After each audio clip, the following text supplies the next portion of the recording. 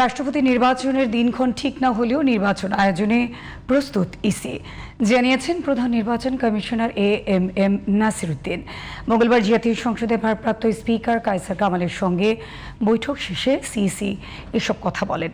এদিকে ইসির সিনিয়র সচিব আখতার আহমেদ জানান, নির্বাচনের পদ্ধতি নিয়ে সংসদ স্পিকারের সাথে আলোচনার মাধ্যমে আনুষ্ঠানিকতা শেষ হলে তফসিল, দিনক্ষণ সহ অন্যান্য কার্যক্রম সম্পন্ন করবে ইসি।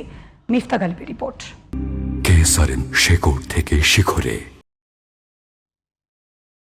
দেশে সর্বোচ্চ সাংবিধানিক পদ এখন শূন্য, তাই আলোচনার শীর্ষে রাষ্ট্রপতি নির্বাচন।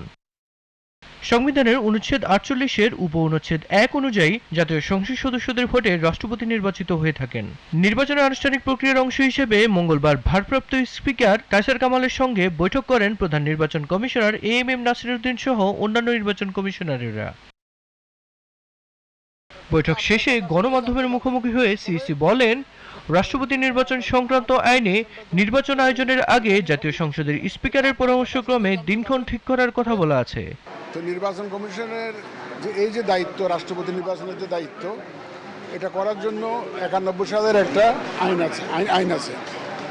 আইন অনুযায়ী আমাদের ওখানে আইনেই বলা আছে যে রাষ্ট্রপতি নির্বাচনের দিনক্ষণ ঠিক করার জন্য যে তারিখটা ঠিক করা বা প্রসিডিউরাল ম্যাটার্সগুলো ওখানে বলা আছে যে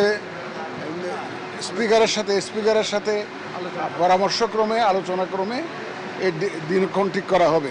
এছাড়া রাষ্ট্রপতি নির্বাচন নিয়ে কমিশনের সার্বিক প্রস্তুতির কথাও জানান প্রধান নির্বাচন কমিশনার। যে কোনো সময় রাষ্ট্রপতি নির্বাচনের জন্য প্রস্তুতি আমরা নিয়ে রেখেছি, কারণ আমাদের আবার স্থানীয় সরকার নির্বাচনের একটা প্রস্তুতির ব্যাপার আছে, কারণ আমাদের ওদিকেও ব্যস্ততা আছে, সুতরাং এটা আমরা করে ফেলবো, এটার জন্য আমরা প্রস্তুত আছি। এদিকে আনুষ্ঠানিক কার্যক্রম সম্পন্ন হলে নির্বাচনের তফসিল এবং দিনক্ষণ নির্ধারিত হবে বলে জানান ইসি সিনিয়র সচিব আখতার আহমেদ। সংসদ অধিবেশন থাকলে পদ্ধতিটা কী হবে, না থাকলে কি হবে, সিঙ্গেল ক্যান্ডিডেট হলে কি হবে, সিঙ্গেল ক্যান্ডিডেট না হলে কি হবে, ইত্যাদি ইত্যাদি বিষয়। মূলত নির্বাচনের পদ্ধতি বিষয়গত। আপনাদের একটা কৌতূহল হতে পারে যে নির্বাচনের তারিখটা কবে।